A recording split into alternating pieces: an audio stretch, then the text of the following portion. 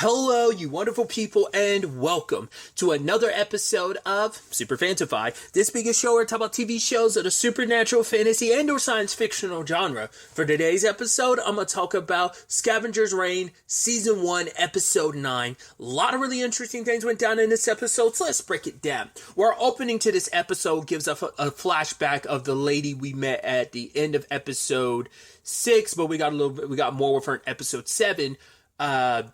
We find out about her and John. I'd actually completely forgot about the grave until she was stabbing at the tree, and I'm like, what is she doing? And then your hard cuts to the grave. I was like, right, I completely forgot about that. I'm also curious, based on, like, the fact is it was just them at this point in the story, because obviously this was, like, a couple decades ago, because she is, like, significantly older, so I am curious, did the rest of that group she was with die? Because I just made that assumption because of the photo, but now in the context of it just being them, like, it could have just been like, oh man, this is someone that was close to you, everyone else died, which sucks, but this is at least you had each other. I'm getting the feeling more likely that it's probably that photo was taken like a long time ago, like before their current circumstances, and they just happened to crash land here, and that photo is just kind of a reminder of good old times, you know, not necessarily that everyone else was there when they crashed. It's unclear, but for some of the context of this episode makes me feel like that wasn't the case. I mean, it could still drive you up the wall if, like, the last person you had was your person and they're gone. It sucks to lose friends and people you're close with, but when you lose your person, that's got to cut even deeper. So that's why I feel like it's probably going to be, and the fact is only he has a grave makes me feel like it's got to be they weren't here. It's only these two. So we still don't actually know. I don't think we saw how he got infected. Because when we first saw him, he was hunting and he was already scratching. I didn't even correlate it until he was like at the dinner table scratching. Or I was like, oh, great. The seed thing that turns into, even Ursula refers to it as a parasite. I was like, damn, dude. And we saw him getting infected and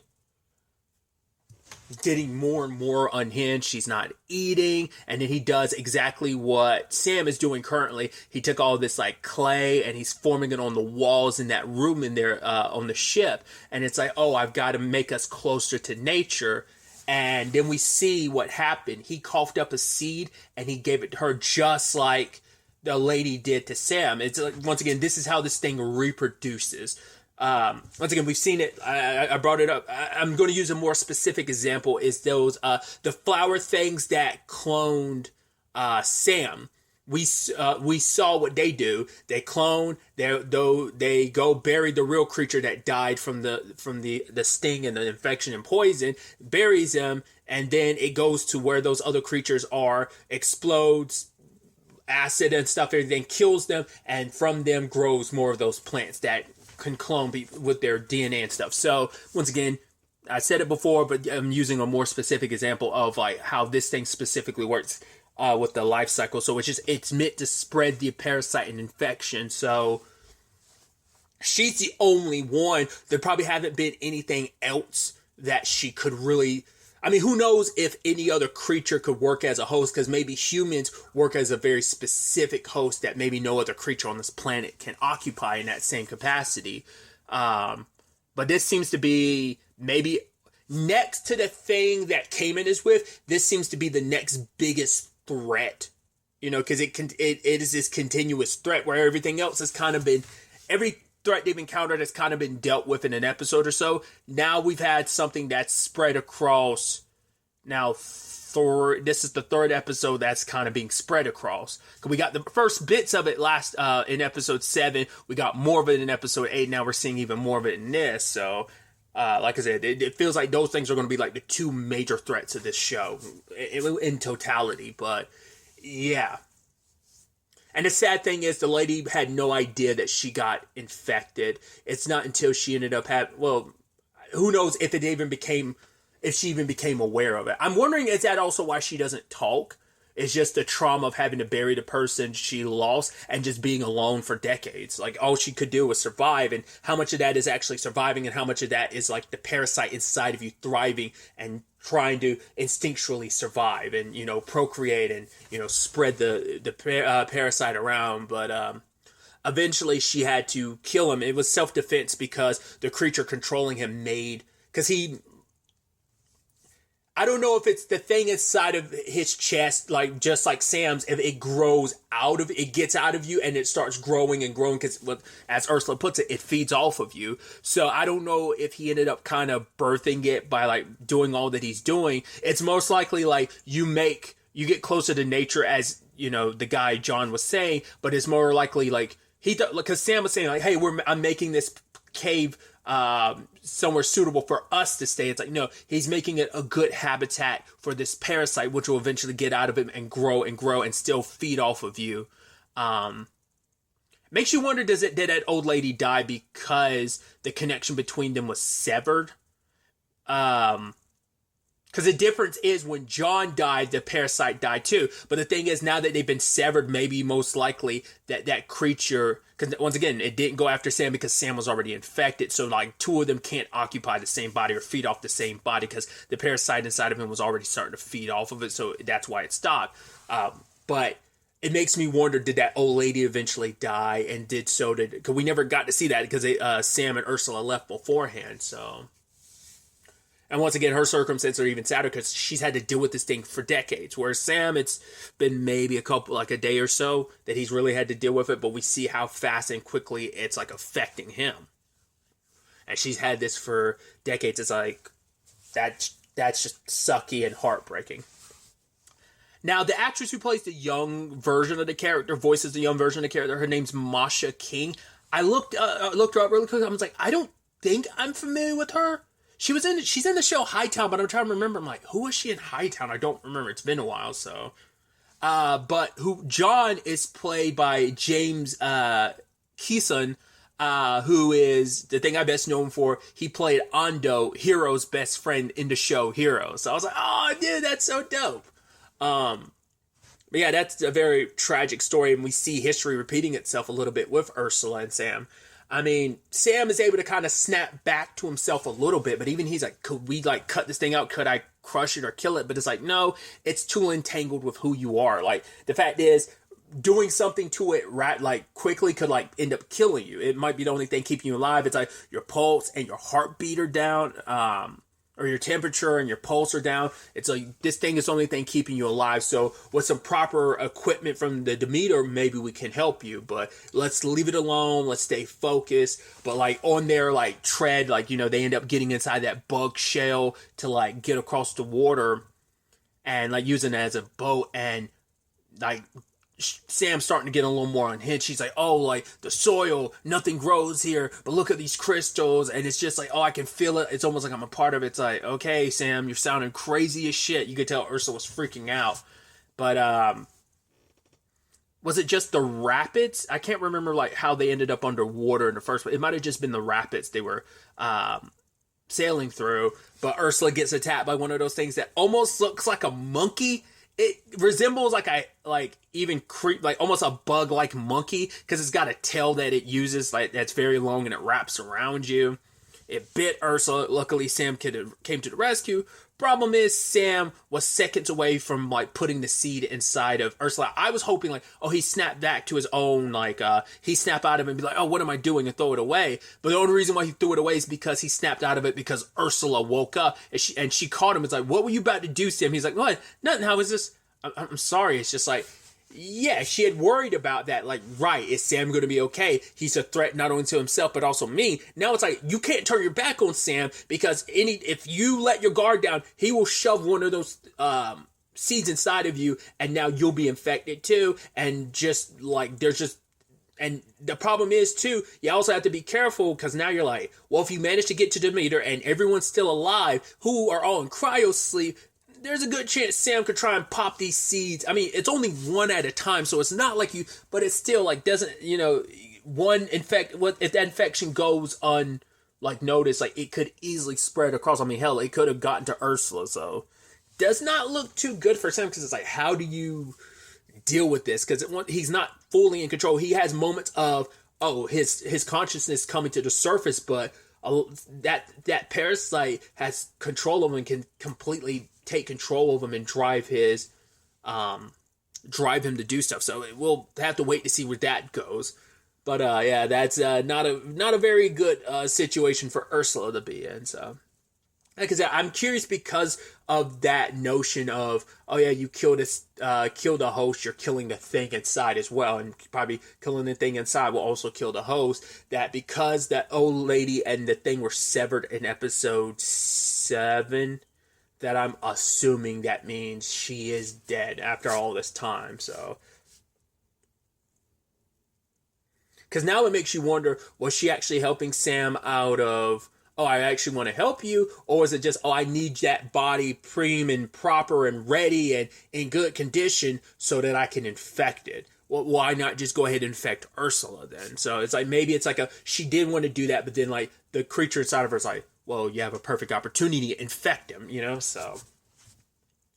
But the other side of the episode, we're picking up with Chris, Ozzy, and Barry in the aftermath of everything. And, they're going to climb a cliff instead of going the long way around because Chris is like, nah, let's just take the shortcut. It's like, there's definitely something off about that group. I mean, I'm not going to tell someone how they should grieve because even Ozzy's like, oh, should we? Like, I'm sure Terrence wouldn't want you to kind of do anything rash at this moment, after what happened to him. And just like, oh, thanks for telling us what you think Terrence would want. It's like, I'm sorry. Because last 2 episodes, Ozzy tried not to get too much in their business and just tried to be respectful. But it's just, obviously she was just, it was traumatizing for her for everything she's been through. But it also makes sense. Like, none of you've properly grieved or dealt with Terrence's death, and especially Barry. But I think they just all had that mentality of, we just got to go forward. It makes you wonder, like, have there been other people on the team? Like, not just could our 3 be the only survivors and there were other people on the team? Or could it be that, Barry or Terrence were just replacements for someone else that died? I don't know.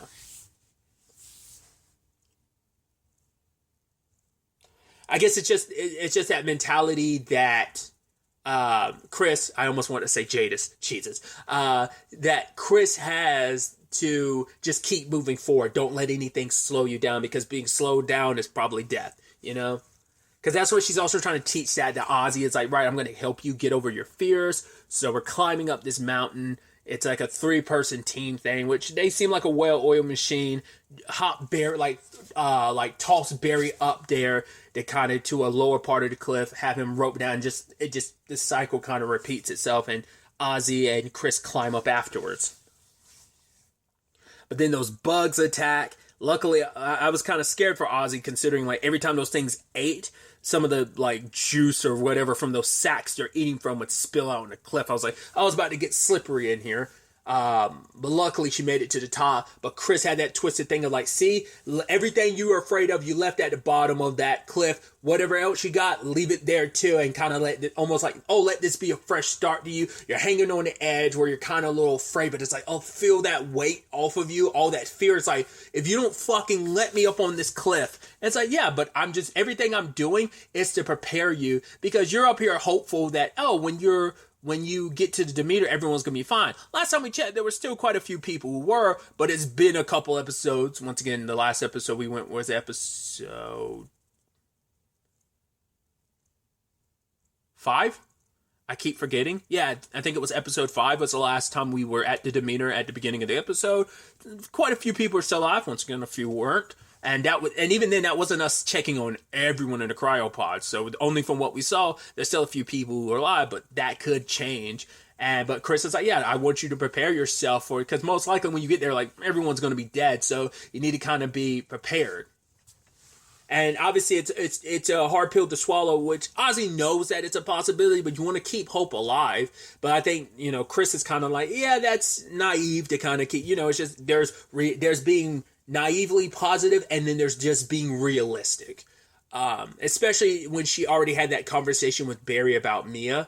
It's like, oh yeah, like, oh, is Mia cool like you? It's like, yeah, she is. And it's like, oh, she's smart, she's thoughtful.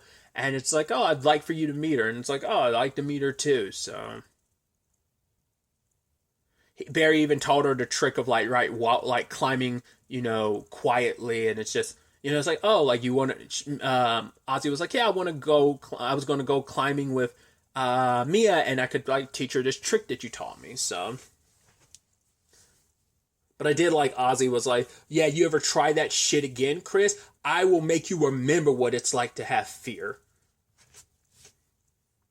It almost seemed like Chris was annoyed. It's hard. I mean, it might have just been like, hey, Barry, cut out like your like being a kid and bothering Ozzy. But I was almost wondering if it's like, did she not like that Ozzy was kind of making him fall back into some of his old characteristics? Because he even said like he doesn't blame himself for Terrence's death. Maybe that is true, but I feel like on some level he would. But he's like, no, like he was my best friend. I just wish I had told him before the end. But it's like, no, I think he knew. And all Barry has to say for that, it's like, I hope so. So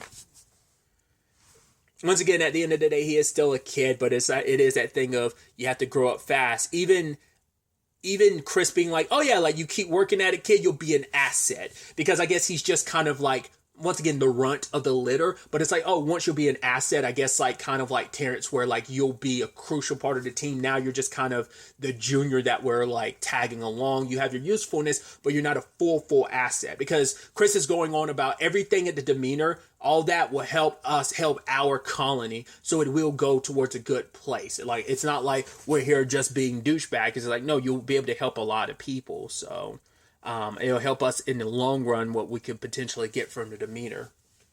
Whatever may be there that isn't destroyed or picked apart. Also, Ozzy's good friend, the creature, that psychic monster, is fairly close to them. Granted, it was still at nighttime, so they were most likely asleep. Not less, even more time passed, and so Ozzy and them had already left, and it's already the next night. I highly doubt that. It's probably the same night, so that creature is super not far behind, so... Especially after this experience with Chris and her making that whole point of like, oh, leaving your fears behind, what that's going to look like. I could definitely see Barry or Chris not making it out of this, specifically Chris and Barry ending up all alone, and maybe... I don't know. I could also see it being the other way around where, like, Barry dies, but Chris lives, and just kind of, like, that whole having to continue after losing people situation, as Ozzy did that with Levi. Now they had to do it with Terrence, and it feels like out of anyone, it feels more poetic.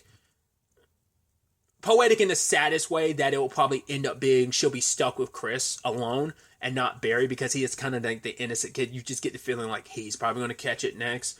And once again, the Cayman of it all, like, when is he just going to, like, break out? Like, he has to, like, end up killing this thing from the inside or something. It needs to be Ozzy who kills it, but it's going to be interesting to see how that plays out next episode. The next episodes will be the final episodes of the season.